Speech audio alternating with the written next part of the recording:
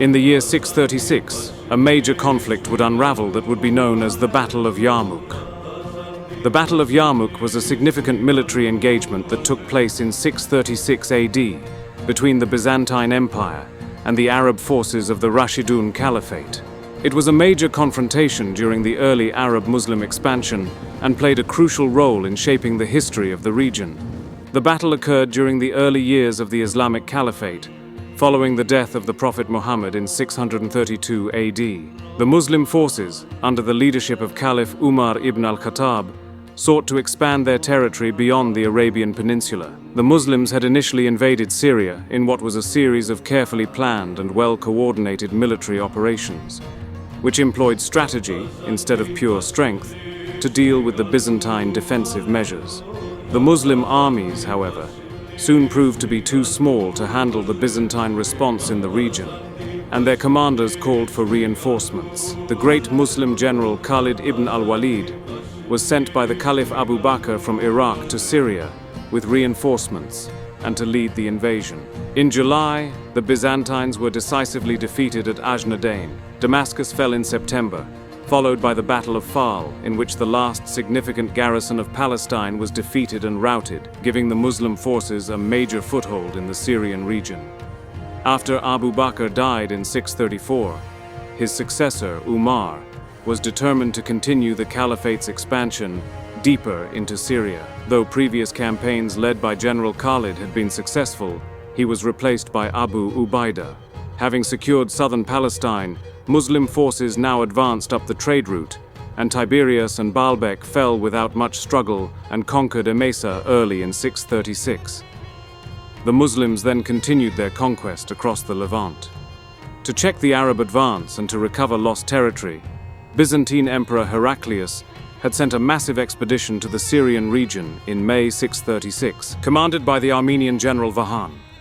As the Byzantine army approached, the Arabs under the command of both generals Abu Ubaidah and Khalid ibn Al Walid tactically withdrew from Syria and regrouped all their forces at the Yarmouk plains, close to the Arabian Peninsula.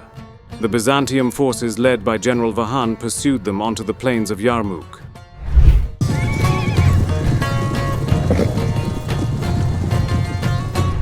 The overall size of the Byzantium army was estimated to be around 60,000 soldiers across multiple contingents.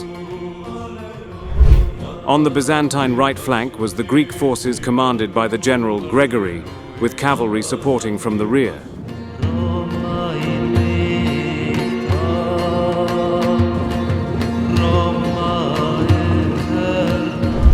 On the Byzantine left flank was the Slavic forces commanded by the Slavic prince Kanatir, with cavalry supporting from the rear.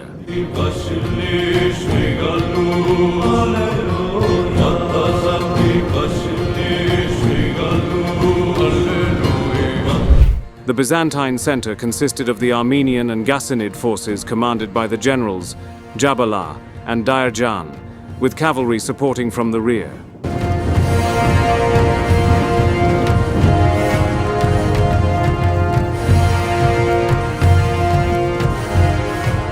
Both forces came within sight of one another. The Byzantines were not in any rush to engage with the Muslims, as they had the numerical advantage.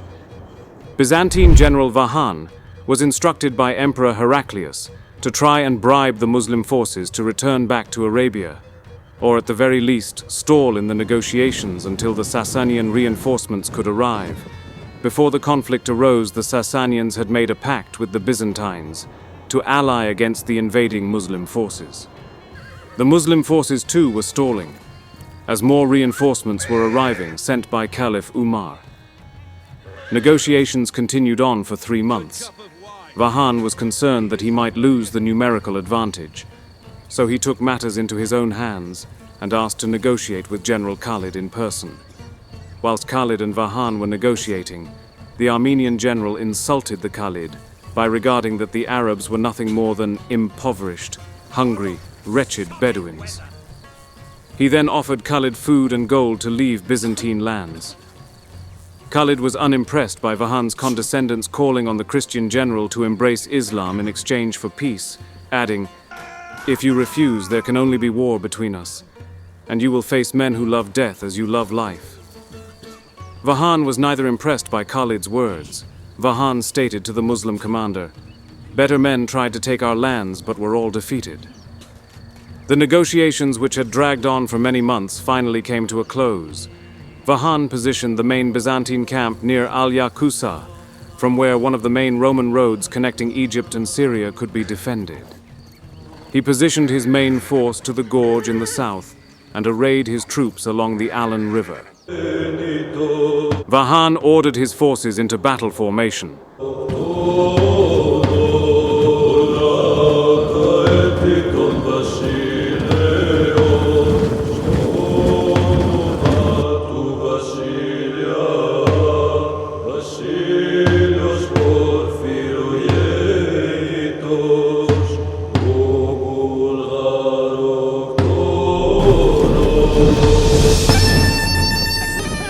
Though before the engagement took place, many Muslim warriors stepped forward calling upon the Byzantine officers to engage them in single combat.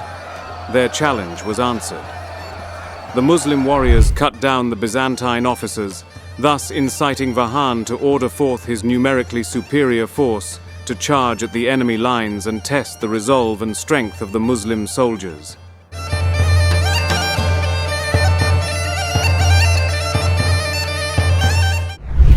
The Byzantine forces had the Muslims outnumbered at about 60,000 to 40,000 men, forcing the Muslims to stretch their frontal lines more thinly to compensate for their numerical inferiority.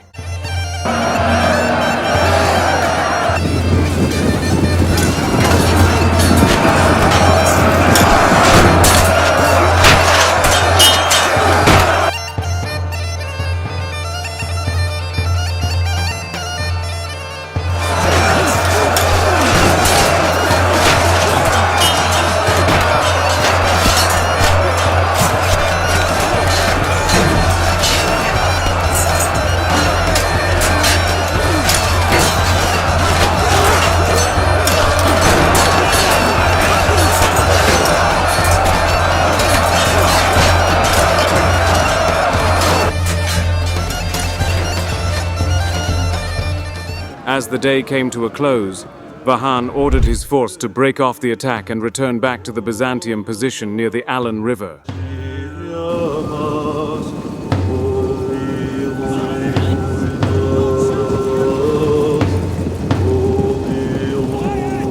Vahan had just wanted to test the Muslim lines and scout any weaknesses he could locate.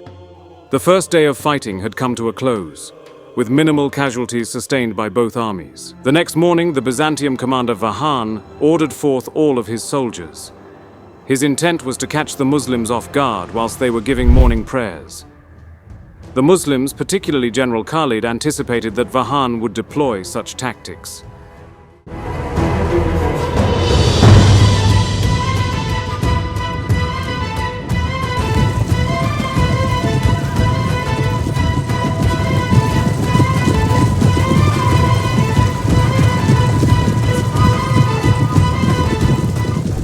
Khalid's scouts, whom were stationed across the field of Yarmouk, had alerted Khalid of the oncoming Byzantium forces. Whilst having lost the element of surprise, General Vahan remained confident in his superior numbers and opted to give battle.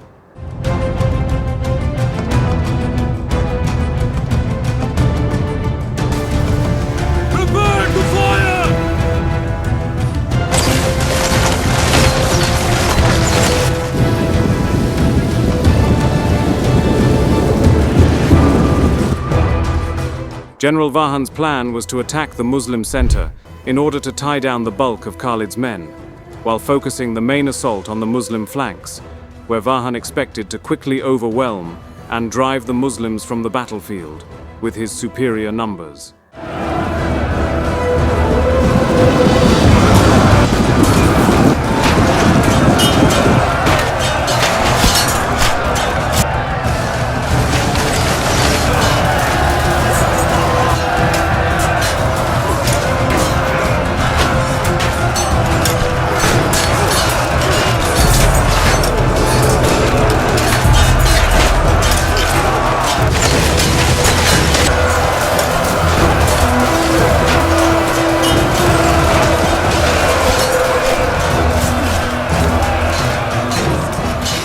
the two armies engaged, Khalid's men firmly held their ground in the center.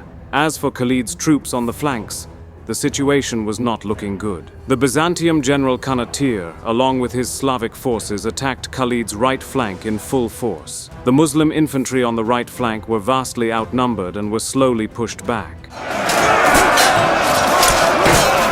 The Muslim general commanding the right flank, Amr, ordered his cavalry forth to reinforce his infantry from being overwhelmed by the Byzantium advance. Amr's cavalry were successful in slowing down the Byzantium charge, but Kanatir continued pushing forward, until eventually the Muslims had their backs turned toward their camp. Women from the Muslim camp rushed out, with some joining the fighting and others gathering available camels and setting them loose around the camp, providing a screen of protection for the Muslim soldiers.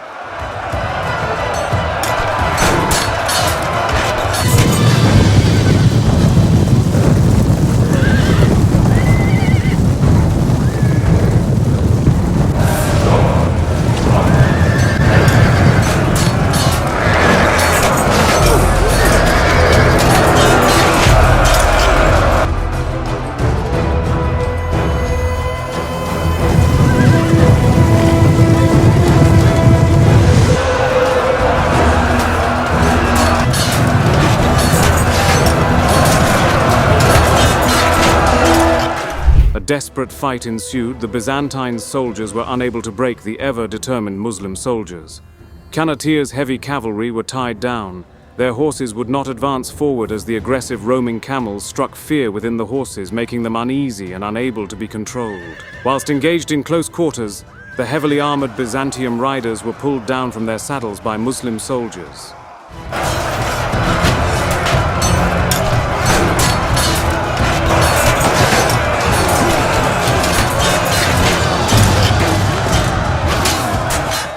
Kanatir's formation was broken, and his force could no longer sustain the assault.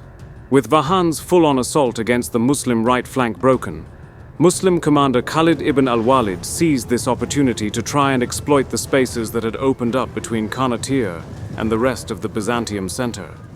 Khalid ordered Amr to send his cavalry to attack Kanatir's exposed flank from the north. Seeing that Khalid's cavalry support was arriving, Amr ordered all of his forces to advance.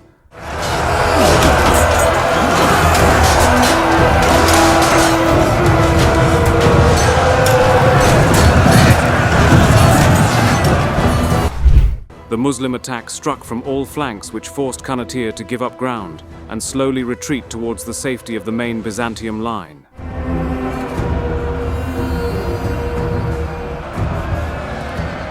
Though even with fewer men, Khalid's perfect timing and excellent maneuvering was successful in pushing back the Byzantium aggressors. Fortunately for the Byzantium flank, Kanatir's Slavic infantry were experienced veterans, which allowed them to retreat in good order. Otherwise, their flank could have completely collapsed, thus exposing the entirety of the Byzantium main line.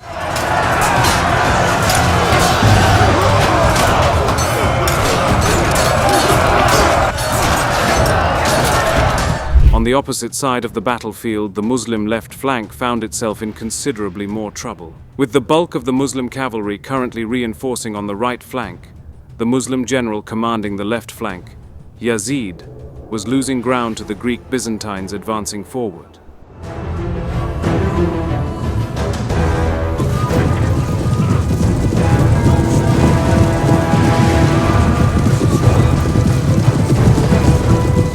On the Byzantium right, the General Gregory's infantry continued to slowly advance forward, pushing back Yazid's outnumbered infantry. Simultaneously, Byzantium cavalry were able to break through the ranks and push the Muslims back towards their camps.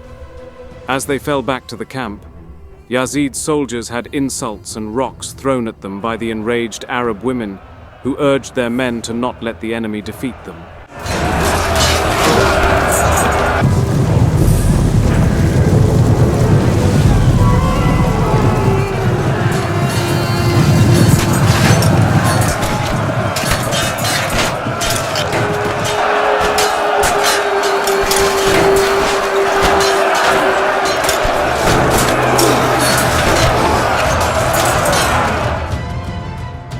Yazid was finally able to stop the Byzantium push, stabilizing his lines near the camp. Similar to what had occurred on the right flank earlier, some of the Arab women began taking up arms in the defense of the camp. Just as it appeared that the Muslim left was on the verge of collapsing, General Khalid once again demonstrated his ability to adapt quickly. Khalid, soon after stabilizing his right flank, swiftly rode his cavalry contingent across the battlefield to reinforce Yazid's struggling force. As Khalid swiftly approached the flank, he detached a cavalry contingent under the command of Darar ibn al-Azwar, ordering him to flank the engaged Byzantium center. This maneuver proved to be crucial, as when Darar attacked the flank of the Byzantium center, his contingent held them in place, preventing Byzantium reinforcements from reaching Gregory's forces to support the push against the Muslim left. Furthermore, Khalid arrived in time to Yazid's aid, charging directly at Gregory's men. With lost momentum and the flanks now being struck by Khalid's cavalry, the Greeks began to lose ground under pressure. While slowly retreating, they began to suffer heavy casualties. The simple act of this maneuver by Khalid gave the impression to the Byzantium Greeks that they were being outflanked, damaging their morale.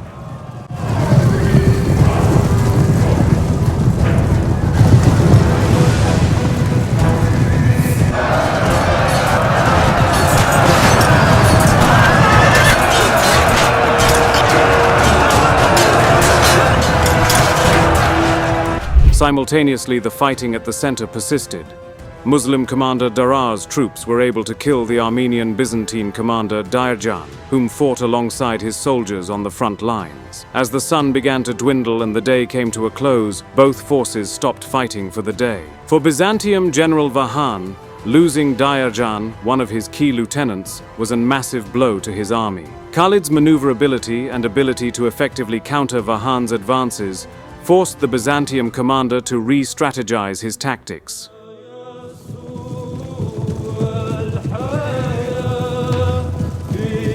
On the third day of the battle, the Byzantines once again advanced toward the Muslim line.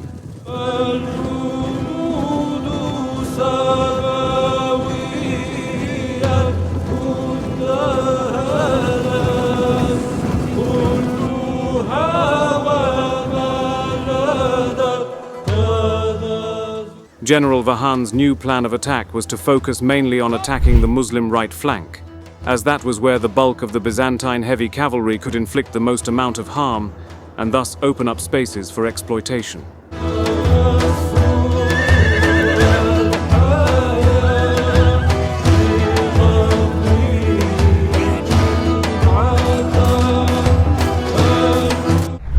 The Byzantine lines come crashing into the Muslim lines. The fighting is fierce and bloody, with casualties starting to build up on both sides.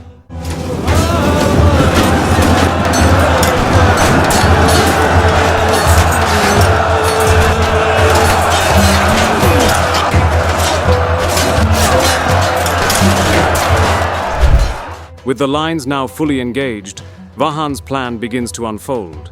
Jabala and Kanatir's men aggressively advance forward with their numerical advantage, slowly pushing back the Muslim lines bit by bit and allowing gaps for the cavalry to open up.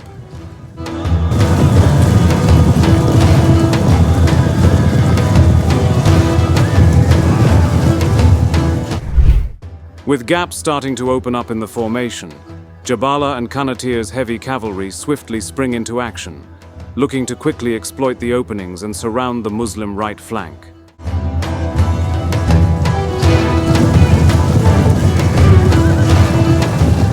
As the lines collided, the Byzantine heavy cavalry crashed into the lighter Muslim cavalry, causing significantly more damage and disarray among Muslim ranks. Both of the Muslim commanders Amr and Shurabil's forces were pushed back by both Jabala and Kanatir's deeper ranks.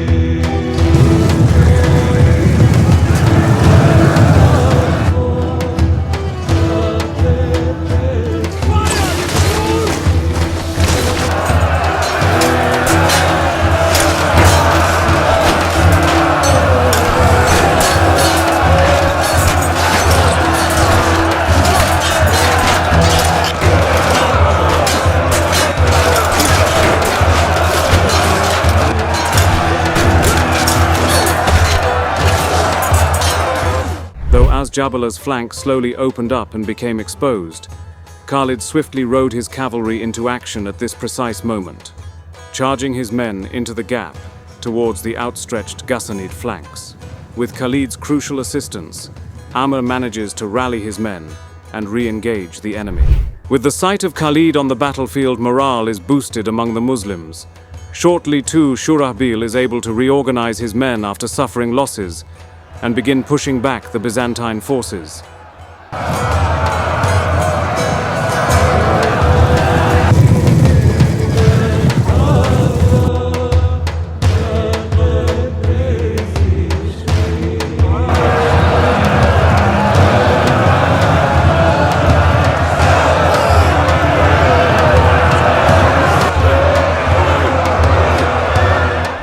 The fighting soon develops into a slaughter as the outflanked Jabalah and his Ghassanids begin retreating in disarray.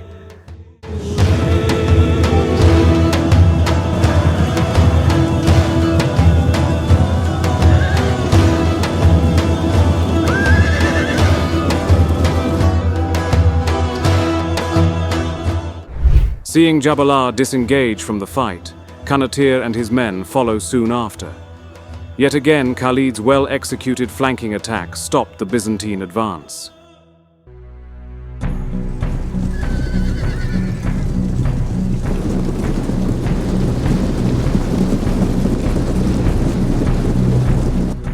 On the fourth day of battle, Byzantine General Vahan opted to continue on with the same battle tactics. He ordered both Kanatir and Jabalah forward to give battle on the Muslim right. Meanwhile, Vahan opted to keep his Armenian force and Gregory's Greek force advancing at a slower pace.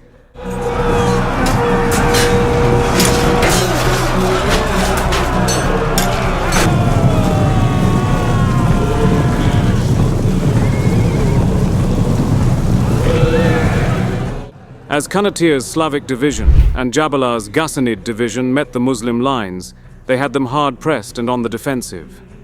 The Arab light cavalry was particularly having a lot of trouble holding the charge of the Byzantine cataphracts. Meanwhile, Vahan ordered the Armenians and Greeks forward at a slower pace. General Khalid now feared an all-out attack by the Byzantines across his entire line. Khalid knew that his army had suffered far too many casualties in the previous days of battle, leaving him with not enough soldiers to defend against a general advance by Byzantium soldiers.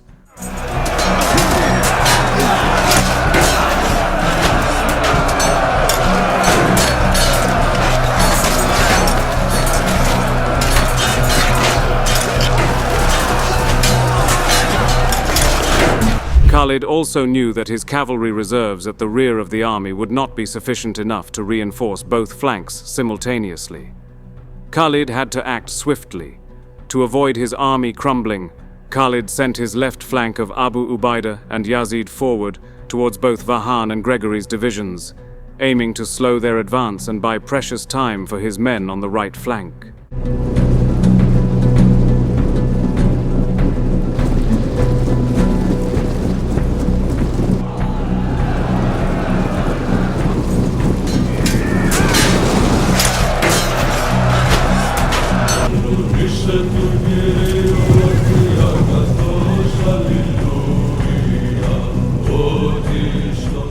Once engaged on the left, Khalid then hastily rode towards the gaps that opened between Shurahbil and Amr as their lines began breaking under the weight of the Byzantine attack.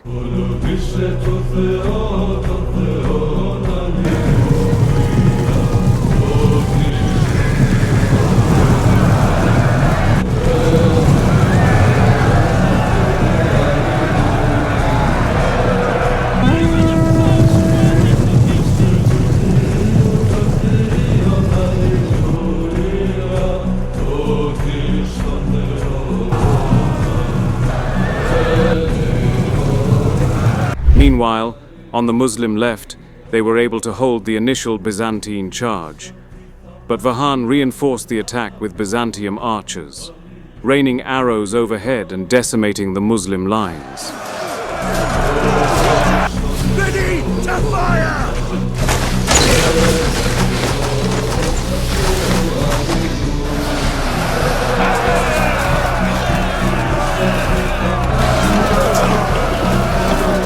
Fire!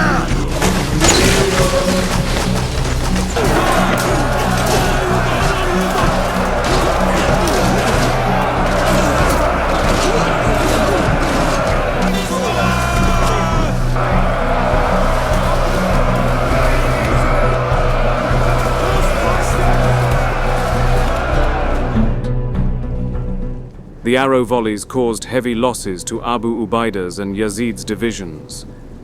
No longer able to withstand the barrage of arrows, the Muslim left ordered a retreat outside the range of Byzantine archers.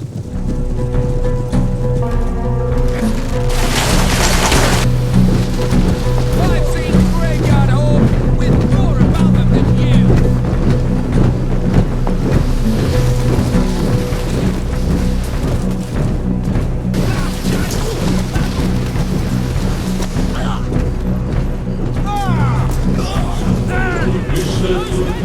With Khalid now committed on the right, Khalid's worst fear was realized. Byzantium General Gregory ordered the advance of his division, seeing that the Arabs were demoralized by the losses they took from Byzantine arrows.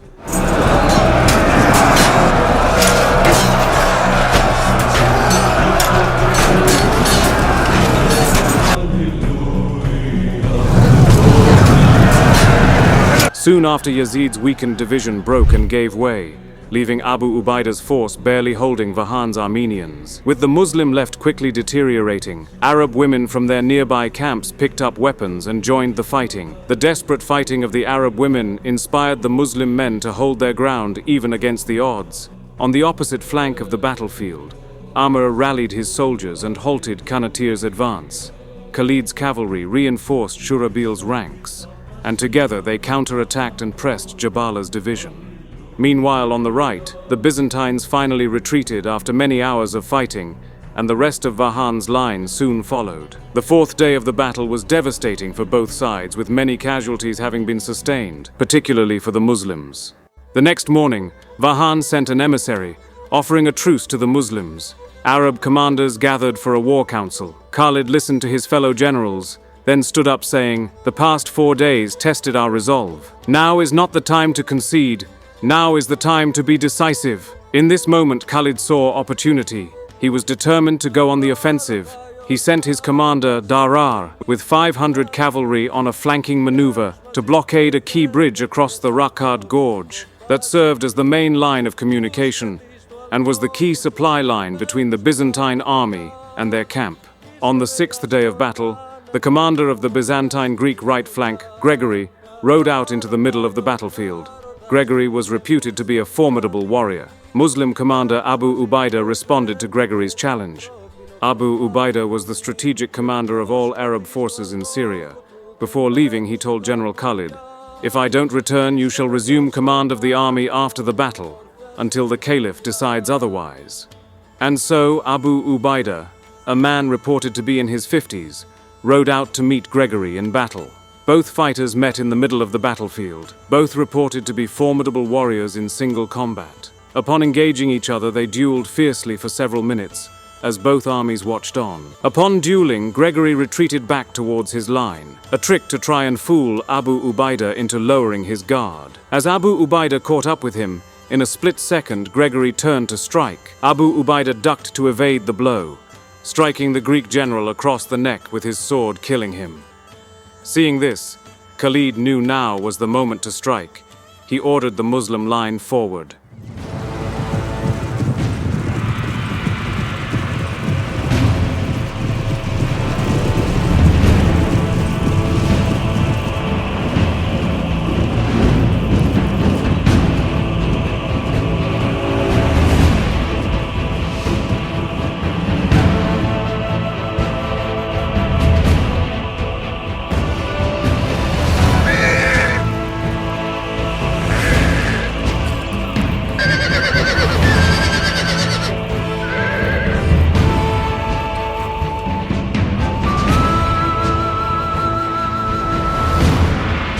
Khalid spent most of the night reorganizing his soldiers, leaving squadrons of cavalry behind the infantry, and spreading their formations to make it appear to the Byzantines like the Arab numbers were not as impacted than previously thought.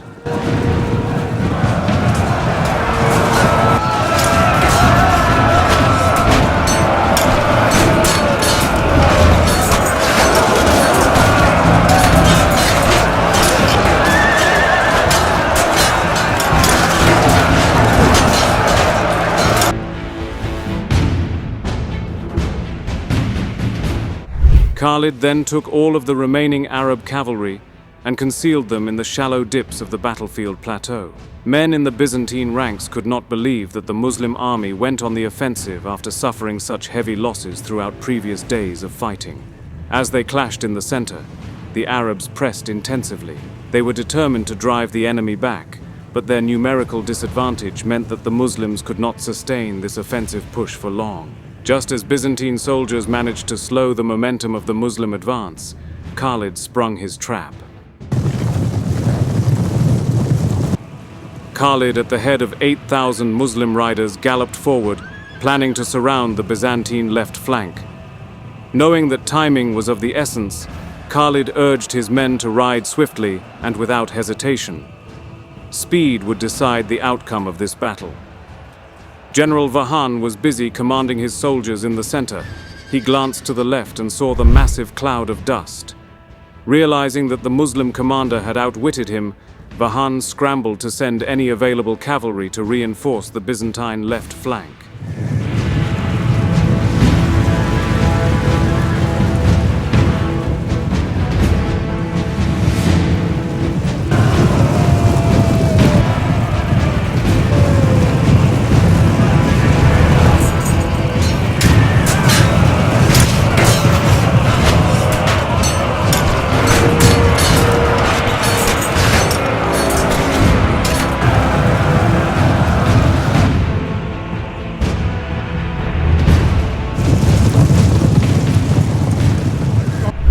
The Muslim cavalry quickly ascended upon the Byzantine left, quickly enveloping Kanatir's Slavs. The Arab riders followed their general as he guided them around the Byzantine main line. Commanders Kanatir and Jabala's lines began breaking as they braced for the impact of the Arab cavalry.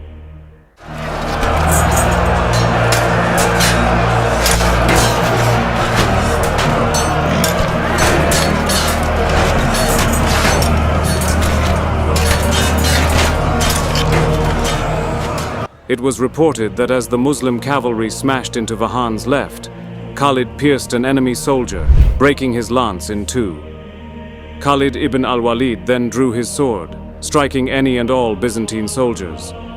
The Arab cavalry rode furiously through the ranks, wreaking havoc among the Byzantine infantry. Jabala and the Ghassanids disengaged and started fleeing. But to their horror, they realized that the bridge across the Ruqad, their only escape route, had been blockaded. Jabala's men panicked and dispersed as each man tried to save himself.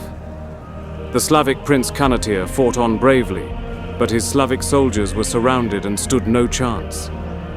The entire Byzantine line began collapsing.